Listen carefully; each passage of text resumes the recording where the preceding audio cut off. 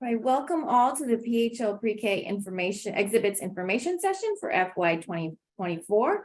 We're really excited to be able to start the new school year with you all. I'm Carrie Lee. I'm the contracts manager with PHL Pre-K, the PHL Pre-K intermediary at PHMC. Also helping me lead you through this presentation are our contracts coordinators, Brittany Maines and Theo Margulies. So just a few housekeeping items before we start. Please have your phones and microphones muted. You can type any questions in the chat box. We will try to get to as many along the way as we can, but there will also be time during some breaks to get to all questions. So put them in the chat box.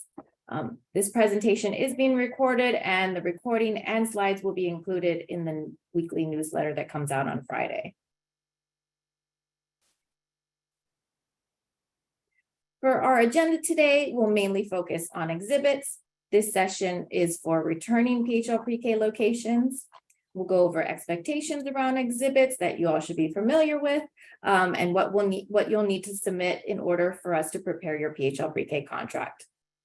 We'll go over a preview of the submission form in our new system, Open Water. So you won't be submitting in Childware like last year. We'll be using a new system called Open Water.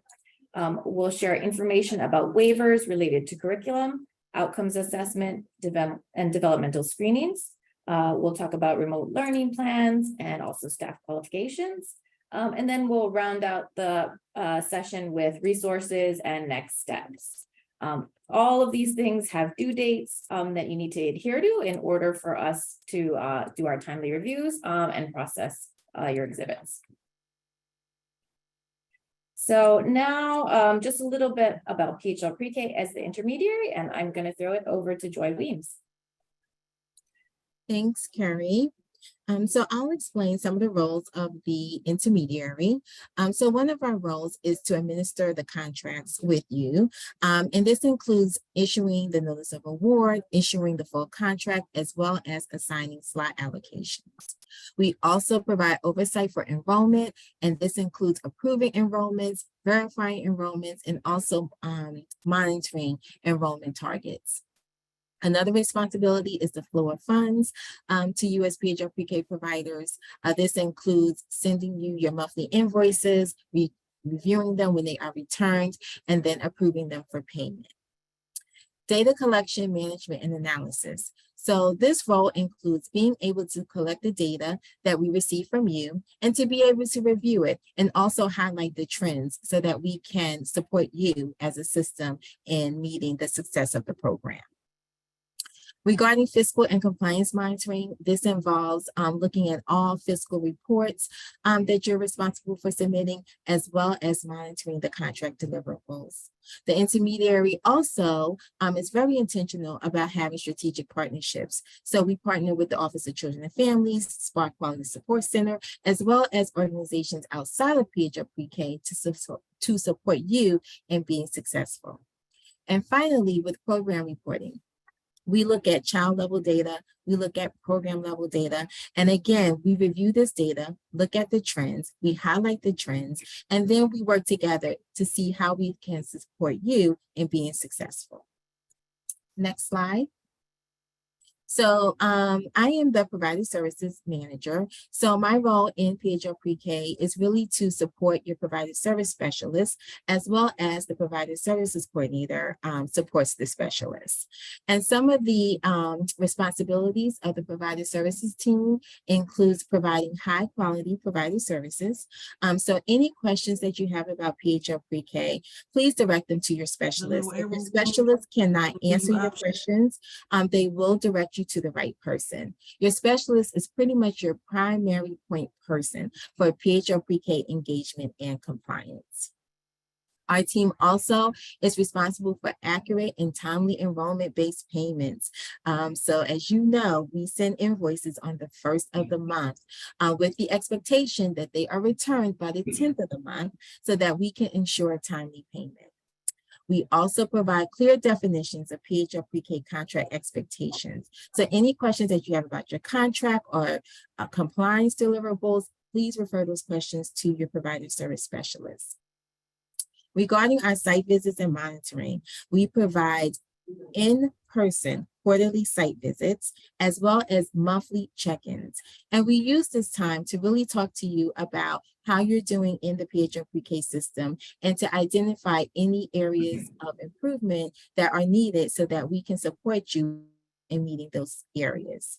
And then finally, we identify supports needed and make referrals. So again, during those site visits, during those monthly check-ins, we're having strength-based conversations with you so that you can tell us how well your program is doing. And if you need support, your specialist will make the necessary referral to the quality support system. I'm sorry, the quality support center. Together, we work to support you in being successful in this system. And I also just want to highlight the exhibit office hours. We have posted those office hours in the PHMC provider update. They will be offered next week. Carrie and the rest of the team will be going over the contract exhibits. There are a few changes this year. So if you need any support with any of the changes with the contract exhibits or the contract exhibit process that the team will go over, please definitely log into these office hours so that we can provide that support to you. Thanks, Carrie. Thanks, Joy. And now you will hear from Arexian from the Spark Quality Sports Center. Good afternoon, everyone. I'm Rexian, use him as pronouns. I am the Deputy Director of Content Development and Strategy at the Spark Quality Sports Center. Spark Quality Sports Center is the quality support arm of the PHO pre-K initiative. My role is overseeing the professional development, learning opportunities, along with the strategic initiatives and contractors that we pull in for the PHO pre-K providers. And I loved it. I'm enjoying seeing so many names of folks in the chat, many of you who have engaged in our professional development so far. So here, I just want to break down the services that we have. Yeah, so as a quality support arm, there's a variety of services through the team members that we have supporting all of you as PHO pre-K providers. First, we have a team of specialists and content experts. At Spark, we have this team who are all experts in a variety of content fields, such as early childhood education, business, family community engagement, health and wellness, and diversity, equity, and inclusion. And they serve also as our special development facilitators and also provide specialized consulting support alongside with our coaches. Each of you have a PHO pre-K coach that works with you in a variety of levels of supports. They offer one-on-one coaching. They could support in providing assessments. It can also act as a concierge to provide all of you to the services that you're looking for. Although coaches are our go-to resource, all providers have the ability to access resources independently if they choose to, via through the next two pathways, which is one, our Knowledge Center. Our Knowledge Center is our online accessible hub of resources that's available all around the clock. It's essentially an online library that contains key information, self-assessments, where you can find our trainings and all sorts of resources, whether it's a resource article, a tool, a job aid, a template. Next is our events calendar. So the events calendar, which is housed within our Knowledge Center, is where all of you as providers can access our scheduled professional development and learning opportunities, along with other quality support initiatives such as peer learning circles or community practices, many of which right now are offered virtually. We are working on developing a plan to offer those more in person. That's to come. All those professional developments, as mentioned, are developed by our content specialists. And yeah, so that proves that. And lastly, another touch point is our help desk. So for all of you, if you really don't know where to start, maybe you're a provider who hasn't engaged with much of our support services, no worries. Our help desk can offer as a good touch point, as a starting point for all of you. You can engage with them via the Knowledge Center. They're also the person that you connect with through phone call or email. So they can direct you to where you need to go. They can also connect you to any of the coaches. If you're not sure who your PHO pre-K coach is, the help desk can also guide you there. And something that's not on this slide are our special initiatives and partners. So Spark QSC also has initiatives that we roll out throughout the year, whether it's with one of our partners, Civitas Strategies, where they offer ECE business consultations, or the Erickson Institute providing workshops for family child care group home providers, and the Power of Peer, which is a family engagement tool that we will work on sending out this fall.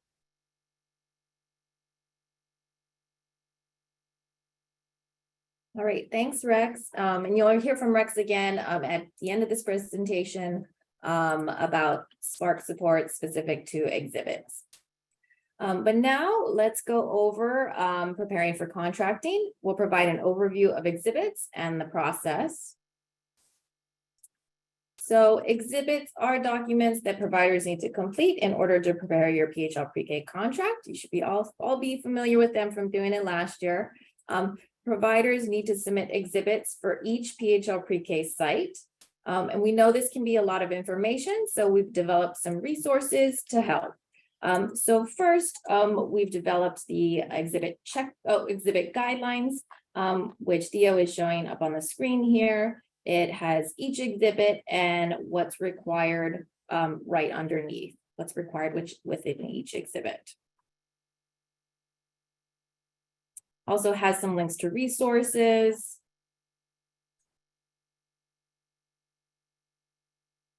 Okay, and now we can go to the checklist. So this is a document that has each exhibit listed out, what's needed for returning and new providers, and also has links to templates and samples as well. And we dropped the links to both of these in the chat box as well. So the exhibits checklist and the exhibit guidelines, please use these as you prepare your exhibits. Okay, exhibits need to be submitted through the new system, and it's called Open Water. We will no longer be accepting any exhibits through the Childware system. New providers, I know some of you returning providers do have some new PHL pre-K sites. So new providers need to submit all the exhibits. For returning providers, and that is those that had contracts last year, the school year 2022 to 2023. The number of exhibits you need to submit may be less this year. For some exhibits, you'll be able to attest that they haven't changed since FY23, and you won't have to upload them.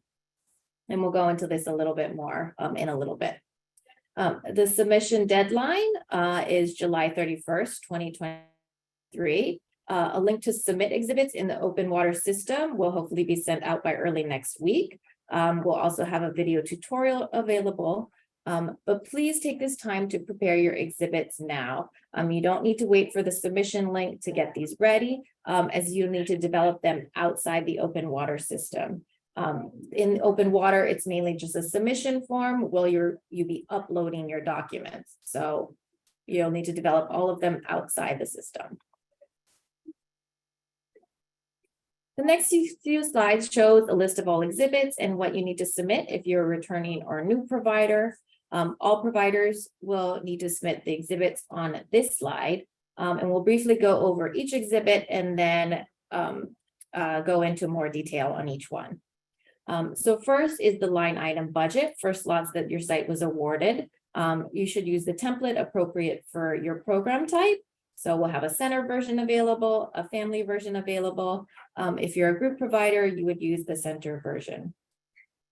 You'll need to upload a copy of your valid Pennsylvania DHS license or your Department of Education license if that's applicable to you. You'll need to upload insurance documentation, and we'll go over those requirements in just a few slides. And then you'll also need to upload a program calendar, noting start and end dates, and how you'll meet 180 days of PHL pre-K service.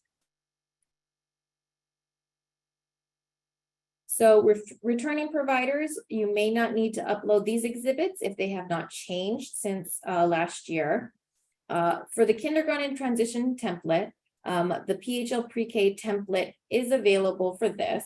You will be able to indicate if you're using that PHL pre-K template.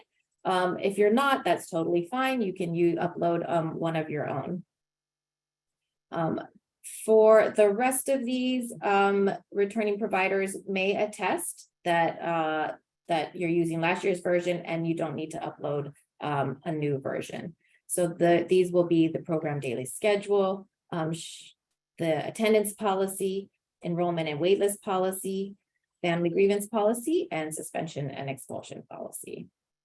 And then samples, just as a reminder, as shown in the checklist, samples or resources are also available for all of these. All providers will need to complete the subcontractor questionnaire form. This form asks questions around business status and workforce diversity. You'll also be asked to submit a code of conduct if you have one available. We'll go into this a little bit more in the next section as well.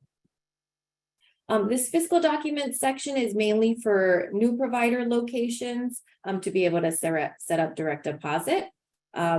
But if you are a returning provider and any of this information has changed, like your bank account information or ownership of your organization, you'll need to submit these forms. They are the ACH credit authorization form, sending a copy of a voided check, and your W-9 form. And now I will throw it over to Theo to talk through the exhibits process. Yes, thank you. Hi, everyone. So this is an overview of the exhibit review process. So the first step would be that providers upload their exhibits through OpenWater by the deadline, July 31st. And then PHMC will track the exhibit submissions. PHMC and Spark both review different exhibits. And so we wanted to let you know what the different exhibits are, because PHMC or Spark might be reaching out to you if there are any updates or revisions needed on your exhibits. If revisions are needed for any exhibits, please complete those revisions as soon as possible and resubmit that document through OpenWater. So PHMC reviews and conducts follow-ups on the program calendar, the daily schedule, attendance policy, enrollment waitlist policy, line item budget, DHS license, and the certificate of insurance. And Spark reviews and conducts follow-ups on the program grievance policy, the suspension and expulsion policy, and the kindergarten transition plan if you're not using the PHL pre-K template. And so then after we receive all of those exhibits, PHMC will prepare the contract and send it out to the providers. So now here are just some general tips to help you complete your exhibits. Make sure that you're using the appropriate program name, which is PHL Pre-K and not Philly Pre-K. Make sure that you use the correct title for the office, which is OCF, or for the city rather, which is OCF, the Office of Children and Families, and it's not the Mayor's Office of Education. And then in OpenWater, your documents need to be submitted in Word, PDF, or Excel format. If you try to attach a document that's in a format different than this, you will get an error message. So we're now going to go over each exhibit in a little more detail. And as Carrie mentioned, all of these criteria are also in the exhibits guidelines document. So the first exhibit we're going to go over is the line item budget. Complete the template that corresponds to your site type. So there are two versions, the center and family versions. And if you're a group provider, make sure that you complete the center template. Complete the top portion of the form, including the site name, the person completing the form, and the submission date. Complete the slot allocation and total budget amount based on your notice of award. Make sure that the total award amount matches the total of line items, and any budgeted amount outside of the ranges needs detailed justification. So here's a sample of the line item form. So make sure that you complete the top portion, and then also make sure that the total budgeted amount is equal to the total in column B. And then if any of your percent of budget is outside of the allowable range, so for this example, the program related benefits is outside of the range, the provider put 0, and then their detailed justification is, I don't give myself any benefits. And so if you do put a budget amount that is outside of the range, column E, where justification is required, will be highlighted so you can make sure that you enter that justification. The next exhibit is the DHS license. So we will need you to submit your current DHS license or your Department of Education license if you have one. Please make sure that your license is not expired. We understand that some of you might have a license that is expired for reasons outside of your control. If that's the case, please submit whatever you have and your provider services specialist will follow up with you. We just ask that when your license is no longer expired, you give us an updated copy for your file.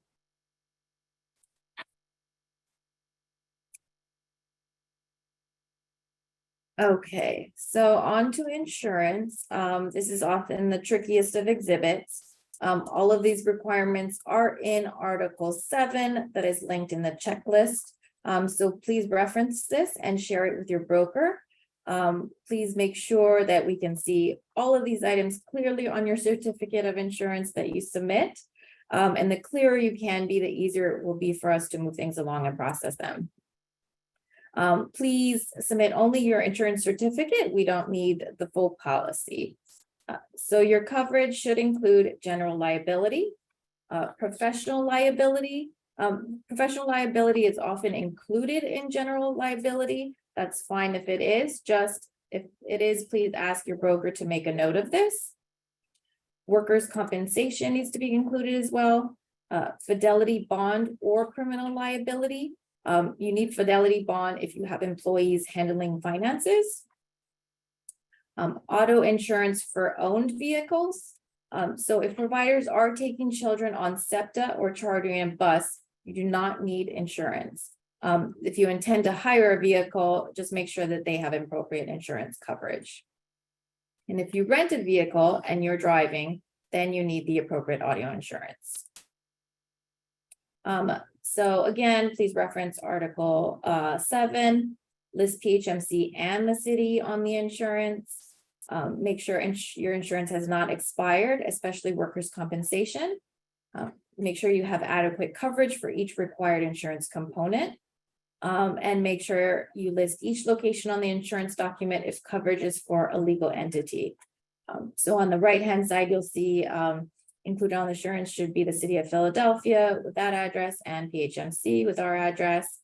If you provide services to School District of Philadelphia students or in a school district facility, please also include the School District of Philadelphia on the insurance as well. All right, thank you, Carrie. Good afternoon, everyone. The next exhibit I'll be detailing will be our program calendar. Providers should schedule a minimum of 180 days of PHL pre-K services between the dates of September 1st, 2023 through June 30th, 2024. Please note that early dismissal days are not included toward that 180-day requirement. Additionally, snow days or provider scheduled cancellations must be made up to ensure the full number of days of operation meet the standard criteria.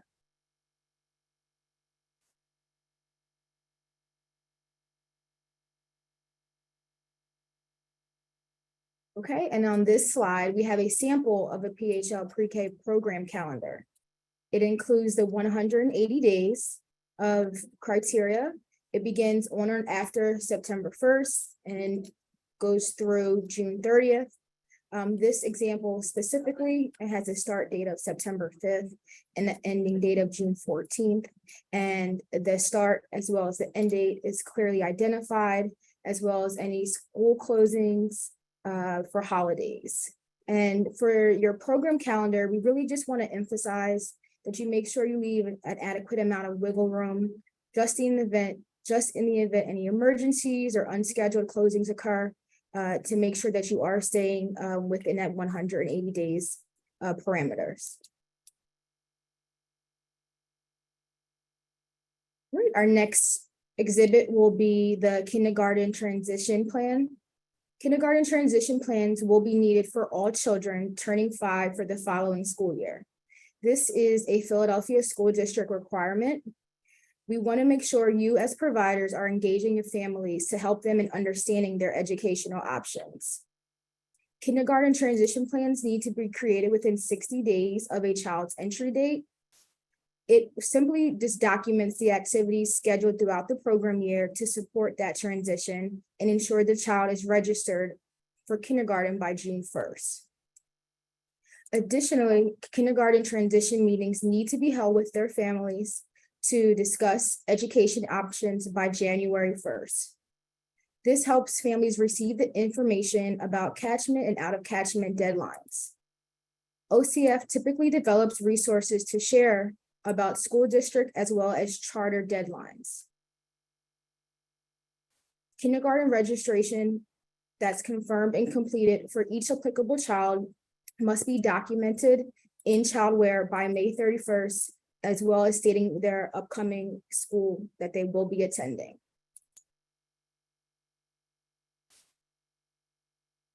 For our next slide, here is a sample pre-HL pre-K kindergarten transition template. This is actually linked in our checklist that we provided to you as well. And please note that if you do plan to use this template, you can indicate that in the new submission system, Open Water, and you will not need to upload a new document. You do have the option of using your own. However, if you do so, you just want to ensure that it meets the following requirements. It must have the date the plan was created, the child's name, the parent or guardian, the staff completing the plan as well. It also must include all activities, target dates, and the completion dates for those tasks. And then you also need to remember to include the required deadlines in the Childware data entry as well.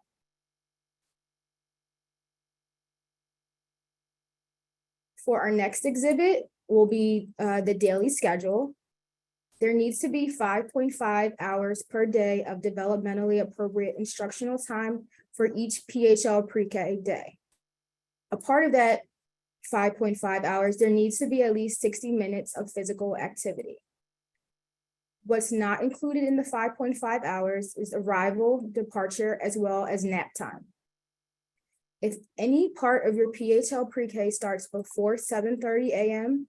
and or after 4:30 p.m., a written request must be submitted to PHMC for approval by OCF prior to the classroom opening. Please send your request to phlprek@phmc.org, as well as inform your provider service specialist along the way.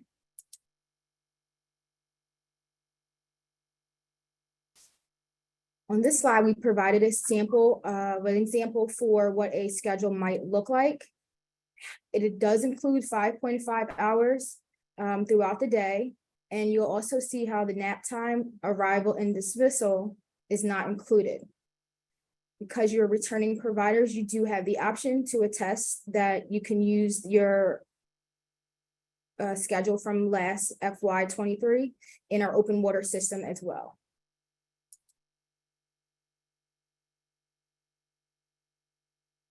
For the next exhibit will be the attendance policy.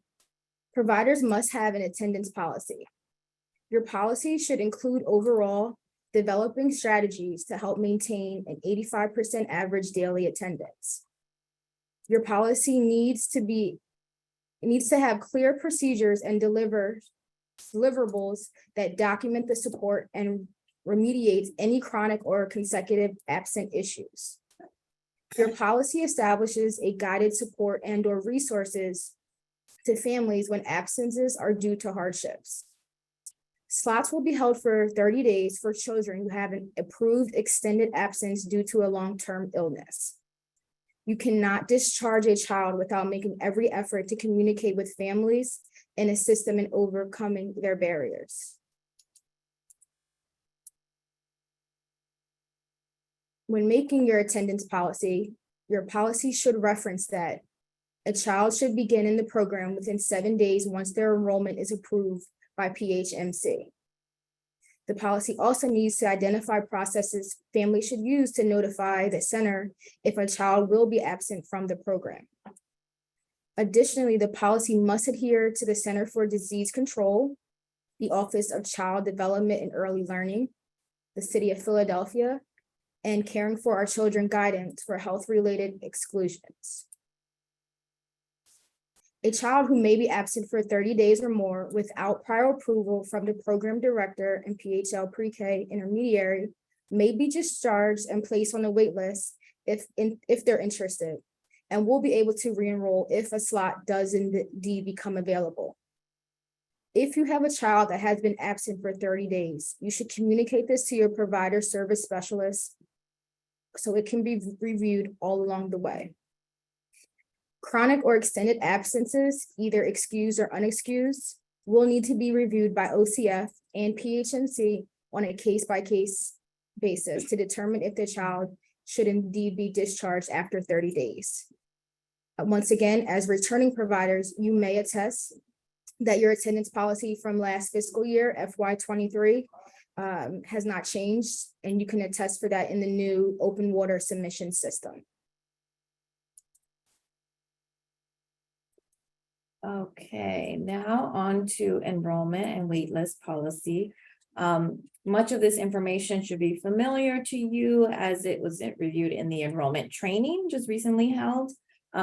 Again, there is a sample policy available in our checklist, but your policy needs to reference the items that are on this slide. For returning providers, you can attest that this hasn't changed since FY '23. For the enrollment policy, though, you'll need to outline eligibility requirements, clearly identify that PHL Pre-K is a free program and does not require any additional fees associated with enrollment in the PHL Pre-K program or additional application information besides the PHL Pre-K application. So that means no fees for things like supply lists, lunches, or trips. Clearly outlines the program's process and priority for enrollment, includes time and procedures for notification of enrollment to the parent or guardian within 24 hours. Includes the time frame for the child to start in the program within 7 days. Discusses additional funding and wraparound care options as needed by the family. And explains the priority of waitlist applicants that follows the order of received completed application materials. As a PHL Pre-K provider, you should be communicating regularly with your families and caregivers using various methods. This includes creating a system for reporting about a child's progress and getting feedback, using language and platforms that they can access, and providing ways for them to help in planning, events, trainings, or workshops. A family grievance policy is another exhibit that needs to be developed, and this outlines the process to address a family's concerns. For the family grievance policy, again, a sample of policy is available. You are able to attest. This is another one that you can attest that hasn't changed. If you're developing one now or adjusting it, just remember that it needs to include the steps you want a family to follow to resolve issues or concerns, identifying the staff member that will receive the grievance, the communication for families to document their grievance. So is it going to be an email, a letter, or a form? The timeline that will be used to resolve all grievances, the strategies you'll use to ensure confidentiality of families filing a grievance, and the strategies that you'll use to ensure that all families filing agreements will be treated with fairness. Now, providers are not permitted to suspend or expel an enrolled child. You must have a suspension and expulsion policy, which is another exhibit. If a provider determines that an enrolled child poses a risk to the safety or well-being of other children or staff, the provider will need to communicate this concern to PHMC or their contract entity. If folks need support in developing your suspension and expulsion policy, Sparks Quality Support Center can assist you, and we'll talk more about that, Spark Supports, at the end of this presentation.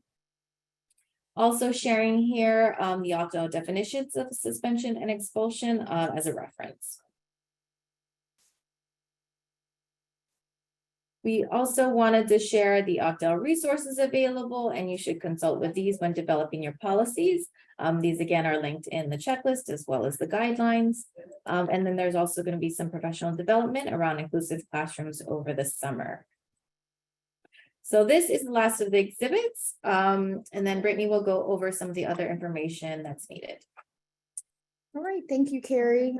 As we all are preparing for contracting, there are some FY 24 fiscal forms.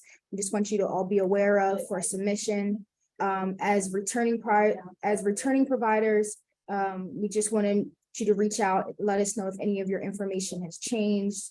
Any change in ownership, bank accounts, any things of that nature. Please speak with your PHMC provider specialist to get all that newly information submitted. Some additional documents that will be required will be the subcontractor questionnaire and the code of conduct. The subcontractor questionnaire, there is a snapshot up here on the right. And basically it just details any questions around your business status as well as any workforce diversity you have in your workplace. Additionally, we are asking if you have a code of conduct for your site location. If you have one available, we're going to ask that you do go ahead and upload that in our open water system. And basically, this is in response to the ongoing impact of trauma, violence on children's behaviors.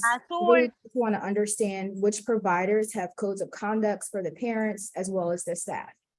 These codes of conduct are intended to support you as providers and help navigate any complex relationships that may impact a successful new school year. And once again, you will be able to attest in open water. If you have one, then you can upload it. If you do not, which is completely fine, there will be separate Sparks trainings to help you support and create one at a later date. So now that we reviewed all this information on our exhibits, we just want you to remember to use the resources that we provided in the chat, the hyperlinks to our contract exhibit guidelines, as well as the checklist, and ensuring that all the deliverables are submitted in our new open water platform.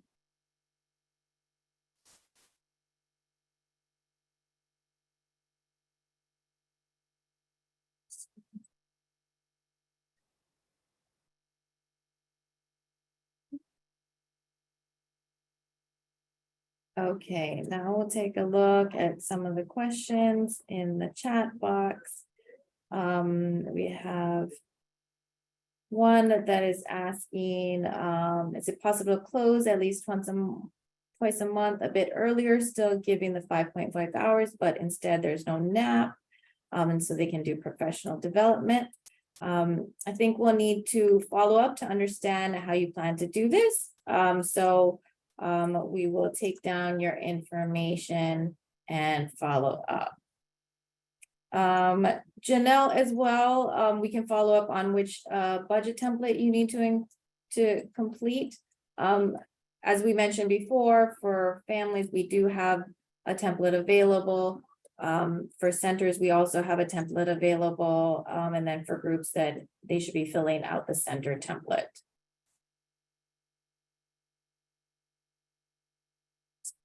For the links again, so I'm dropping them.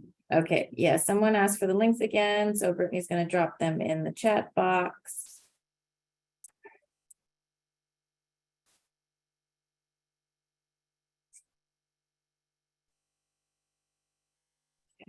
Or did you address this one already? Where do we submit the DHS and insurance information?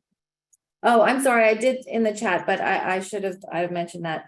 Yes, so you will submit all exhibits in the new system. It's called Open Water. This is mainly where you will upload your exhibits, so you'll need to create them outside the system first. So please start doing that already. We will be sending out a link early next week to the Open Water system where you can access the submission form.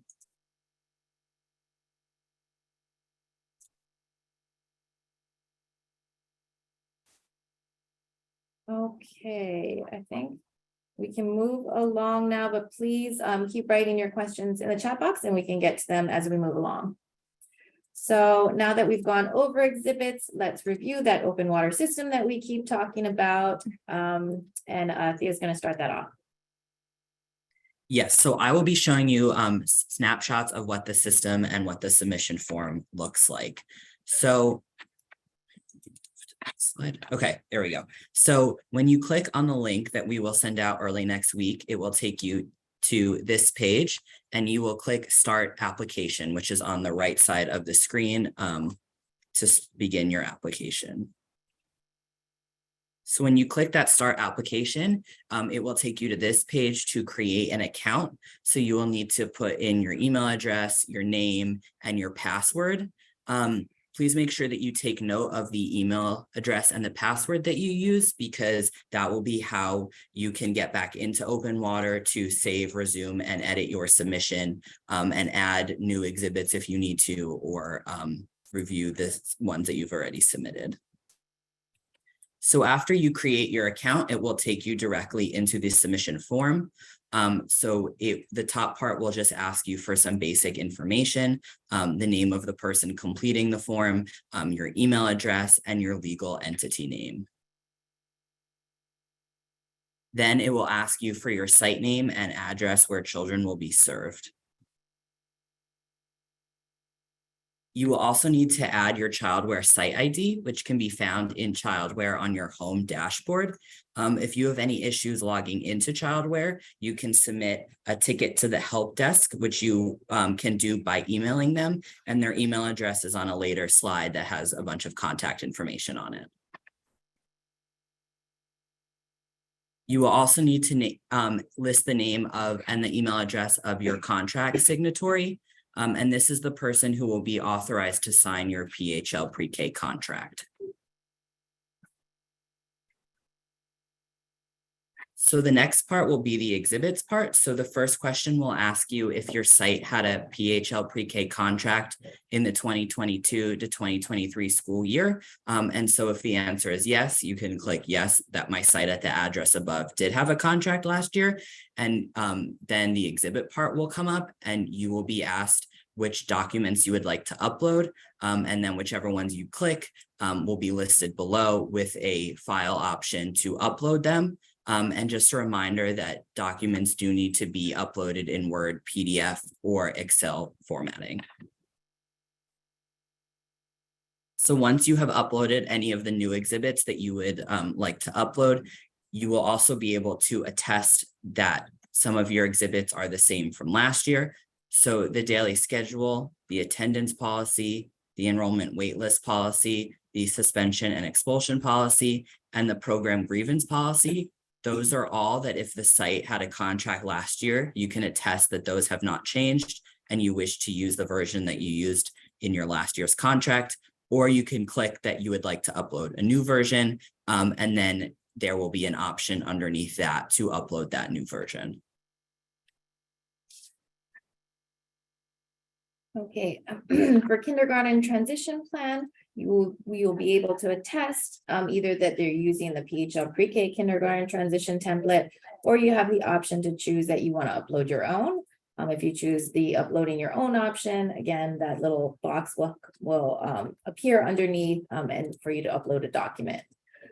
Then you'll be asked to submit the subcontractor questionnaire. You can upload it there. And then there's also a link to the form available right on the submission form.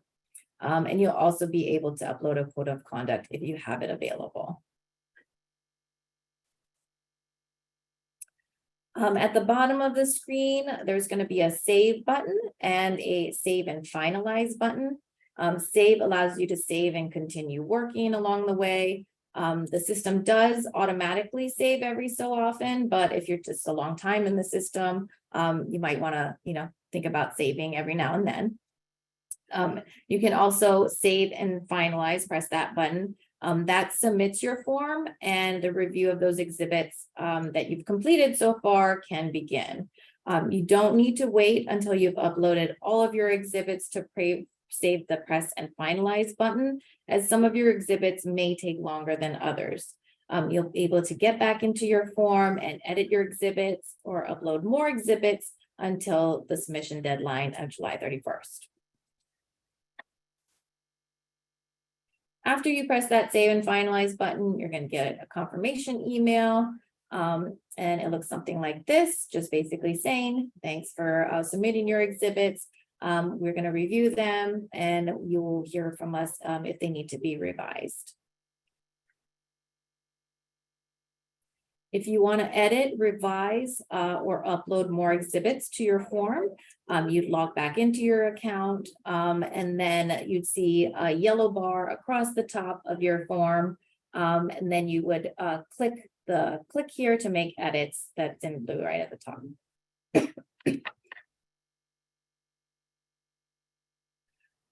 Now, the system will only allow you to upload one version of a contract, like one document under each exhibit.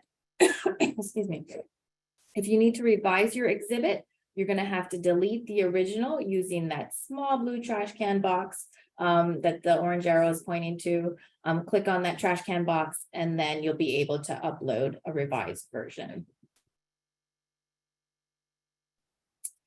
For those with legal entities submitting applications for multiple PHL pre-K sites, you can copy a submission form and then edit the appropriate fields for that other site. So after you submit a completed form, you can go to your dashboard, and on the left-hand side, you're going to click on completed applications. And then on the right-hand side, you'll see those submissions and you can click on copy on that right-hand side. And Carrie, that copy button also will copy over any of the uploaded exhibits. So if you are doing that when you edit for the location, you will also need to edit the appropriate uploaded exhibit. So for instance, your DHS license needs to represent the location you're submitting for. Thanks, Leslie. Okay. We can get to any questions. Do we have a sample for a code of conduct? Not right now. We don't have a sample available, but the Spark Quality Support Center, I believe, will be holding trainings at some point, and we'll be able to help talk you through them. And I think I just want to reiterate that it is okay if you do not have a code of conduct at the point of the exhibit submission.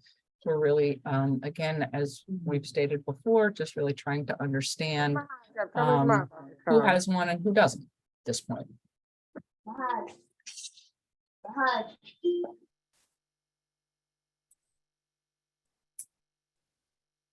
Okay, so I think we got through those questions so far.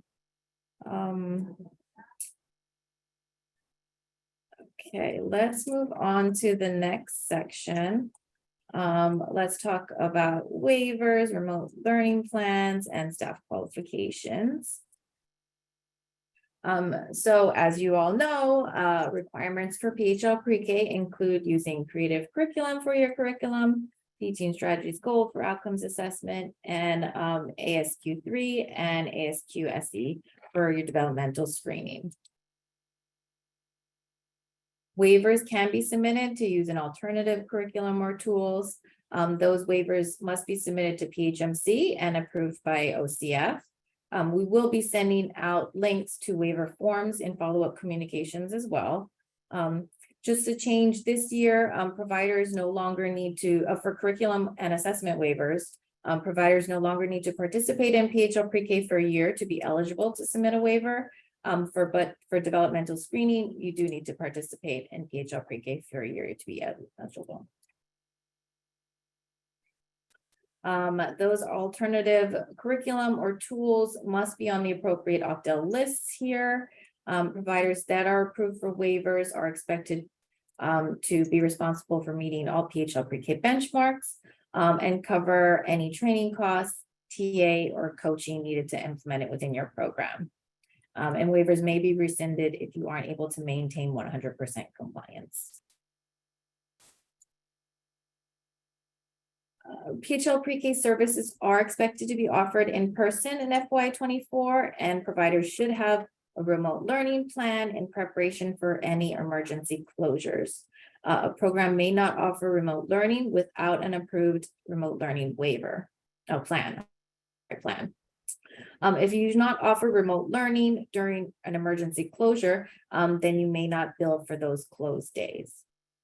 Remote learning plans will require approval by OCF prior to the program start date. And all providers must confirm their plans for remote learning in the Cognito form that we'll be sending a link out to and follow-up communications. So when you click on that and go to the Cognito form, you'll be able to submit a new plan, update your existing plan, or upload your school district approved remote learning plan if you have one.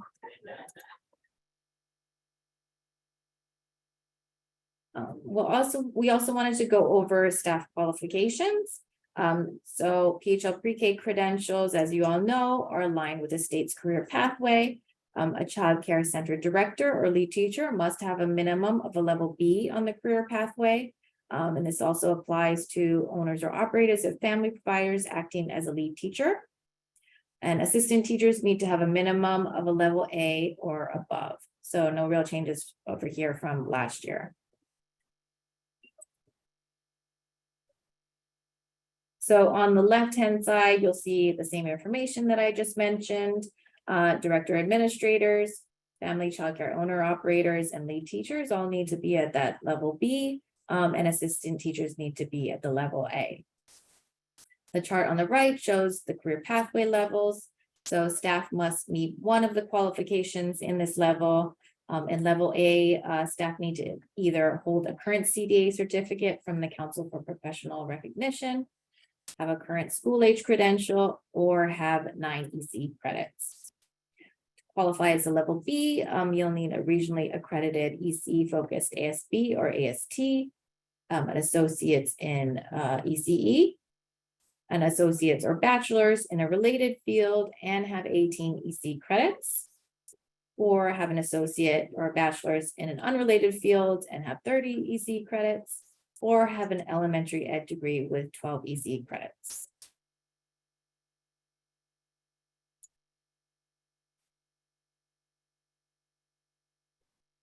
So we do know that folks have had staffing challenges over the last couple of years, and to help support that, OCF has approved staff qualification waivers. To apply for a staff qualification waiver, we'll need to meet the following requirements. There are waivers available for director, lead teacher, and assistant teachers. It also applies to a lead teacher position for family childcare in the case where the family childcare owner operator does not serve as the full-time lead teacher. So the requirements in order to apply for a waiver is that the individual must have a verified career pathway level of a rising level A that is verified by the PA key. If an individual has an entry level, then they must apply for placement at rising level A once enrolled in an education program or course of study. And that's what actually helps to move to the level A. Okay. You must be active in the process of attaining the required ECE credits or a CDA certificate. Individuals may already be enrolled in an education program. If not enrolled, they must enroll no later than January 31st of 2024. And evidence of enrollment in the education program needs to be entered into the PD registry. And status of enrollment will be reviewed in January. And if individuals have not enrolled in a program, then their waiver will be rescinded. If applying for an assistant teacher waiver, the individuals must attain the CDA or the 9 ECE credits within 1 year from enrollment in the education program. And individuals must also meet the DHS requirements for the position that they are holding. So individuals that were approved for a waiver in the program year that just ended, 2022-2023, will need to complete and have not completed the requirements prior to September 1 to meet the appropriate career pathway level, will need to reapply to demonstrate that they are still actively engaged in attaining the credentials. Supporting documents required for the waiver application are required to be uploaded in the PD registry in order to demonstrate enrollment in program. Some of the supporting documents, well, let's say the supporting documents must include the individual applicant's name, must include the name of the course, the beginning and end dates of that course, the number of credits if applicable, the name of the institution of higher learning or the professional development organization. Some examples of acceptable documentation include the itemized financial billing statement from the institution, Rising Stars tuition assistance acceptance letter, teach documentation with approval from teach, transcript from the institution. Could also submit a letter from the professional development organization verifying the enrollment in a CDA program, or that they've completed the CDA course, if not yet applied for the CDA certification. That letter must include the individual's name, the course name, the beginning end dates, the number of credits, if there are credits applied to that, and the name of the professional development organization.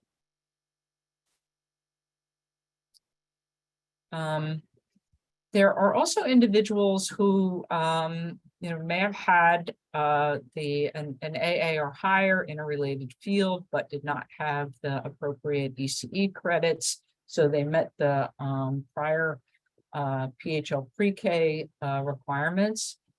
These folks would be eligible. So a teacher, lead teacher, family childcare, owner, operator, or lead teacher in a family childcare, or a director administrator. And if these folks still do not meet those requirements and were employed as of July 1, 2022, then they would qualify for the temporary exemption. Assistant teachers, likewise, if they have at least 6 ECE credits, but fewer than the 9 to obtain the career pathway level and were employed at the legal entity prior to July 1 of 2022, then you would qualify for the temporary exemption.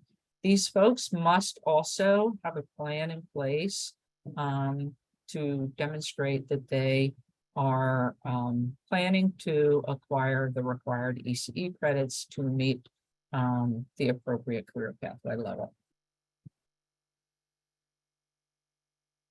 Thank you, Leslie. So now we'll go over resources and next steps. PHMC exhibit office hours. As mentioned earlier by Joy, the provider service specialist manager, we will be holding office hours Tuesday, July 11th, Thursday, July 13th, and Tuesday, July 18th. So please feel free to join in. There's no registration required. And on those Zoom calls will be myself as well as Theo and some of the provider service specialists, just to help you go over any questions you might have, anything that is specific, to your site, as well as these exhibits, the program calendar, the daily schedule, the attendance policy, the enrollment wait list, the line item budget, your DHS license, and well as your certificate of insurance. Additionally, if you have any questions or other inquiries, we ask that you please use this slide as a reference, as a contact sheet to be your guide. Any provider specific questions, we ask that you first reach out to your assigned provider specialist.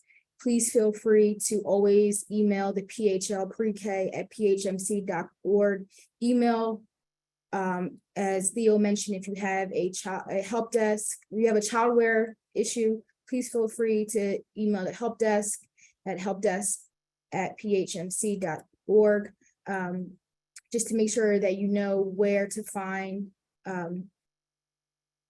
any questions that you might have from today's information session. And then now I will be handing it over back to Rex.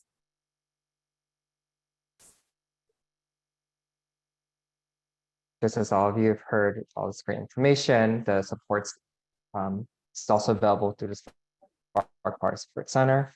So just to reiterate, Spark QSC will be reviewing the following contract exhibits: the family grievance policy, kindergarten transition plan if you're not using a template, and the suspension expulsion policy. The supports that we're offering can also and is available beyond these exhibits here. So it's not just limited to 3 that we're reviewing, but the other exhibits that the PHMC team has mentioned, we are also able to provide our own round of supports too.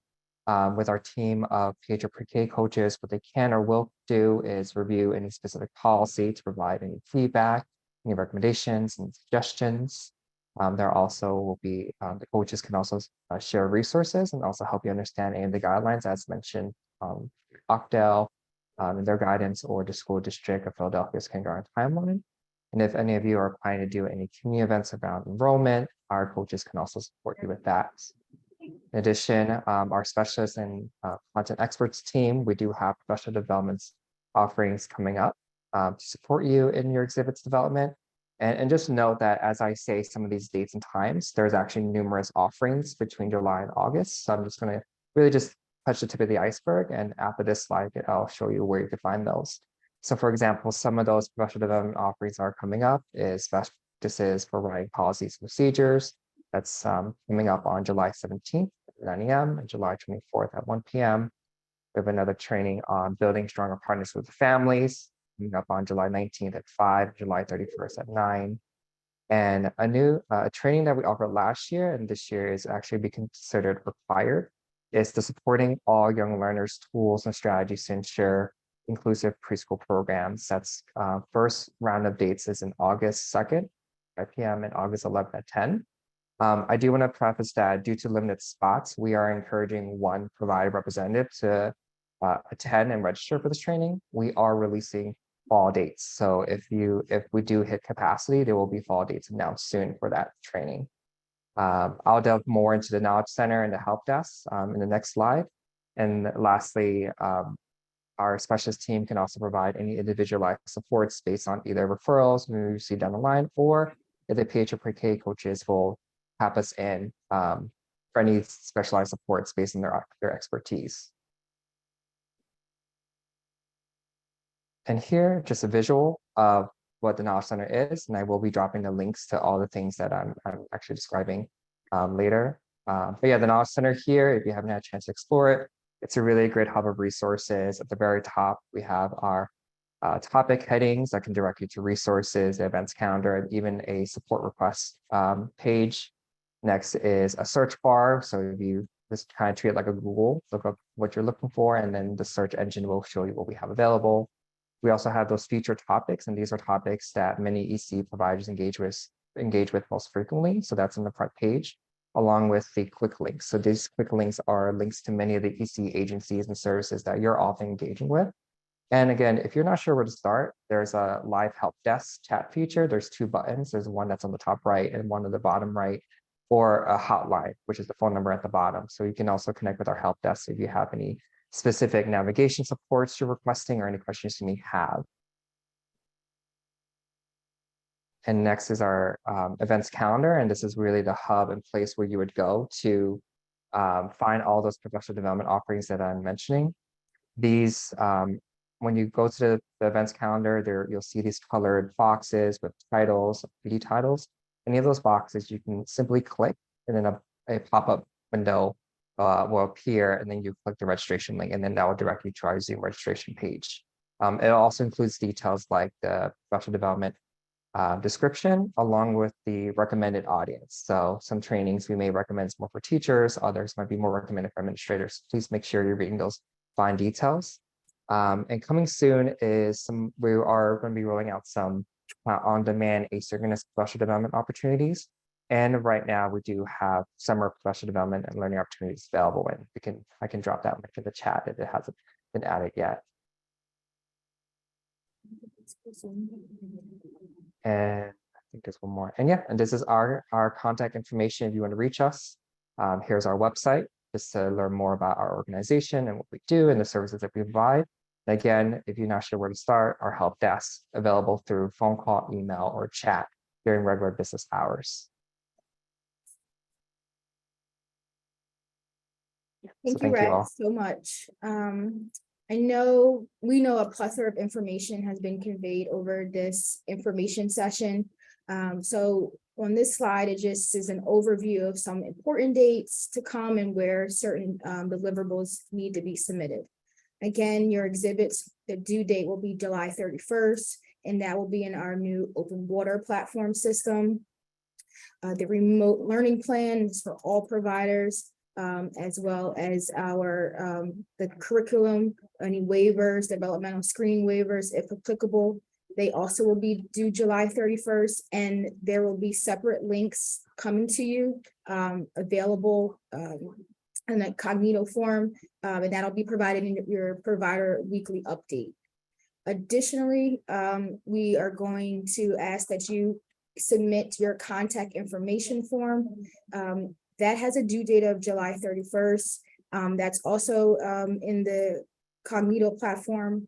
However, we want this form to be ongoing, so any changes that are made throughout the year, once again, if you have any new staff turnover or have any new acquired points of contact, we want to make sure that you are keeping that form up to date, because that's how we're going to send information based on what you provide to us.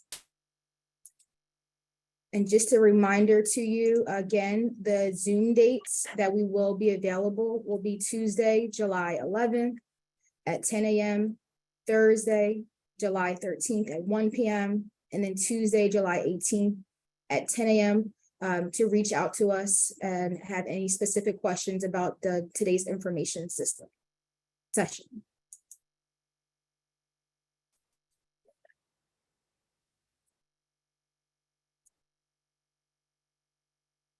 Okay, so lots of links in the chat box, and please remember, we'll send out all of these slides and the recording of the session in the weekly update that comes out tomorrow. So if you missed any of these, they will be out tomorrow. Let's see. Are we getting the same coaches as last year? Are those, do you mean the Spark Quality coaches? Yes. Okay, that's a question for Rex then. Some providers may have the same PHO pre-K coach, others might have a new assigned coach. We are working on that intro conversation very soon, actually. So your PHO pre-K coach will reach back out to you. I know there's some returning providers who've actually already been engaging in those conversations because they have the same assigned coach. If you haven't heard from your coach yet, that mean that we're not reaching out to you. We are planning to do reach outs very soon. And then we have another question from Kia. This question, Leslie, if you're still on, are lead teachers who have degrees from PRISM required to apply for a waiver?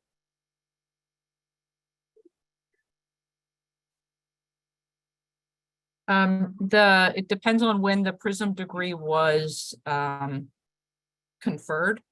We will follow the requirements related to the PA career pathway. So if we look at the career pathway, it clearly states information about when the PRISM degree was conferred. So if we can follow up with you separately, right, we can understand when that was.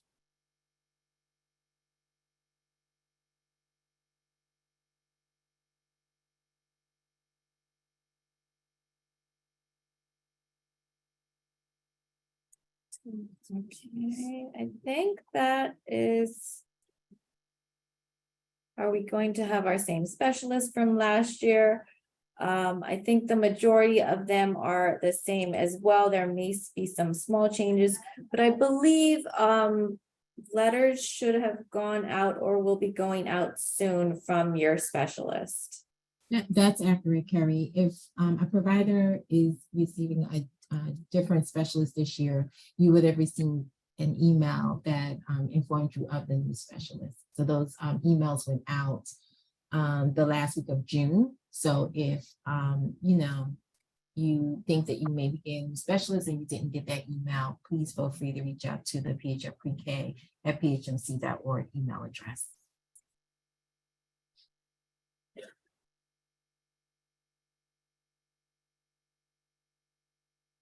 Okay, well, I think that's all the questions we have. If you do have any other ones, please feel free to reach out to your specialist as well, or PHL Pre-K inbox. On behalf of everyone on our presentation who presented today, thank you so much for attending. And get started on those exhibits. Thanks all. Thank you. Thank you. Thanks. Thank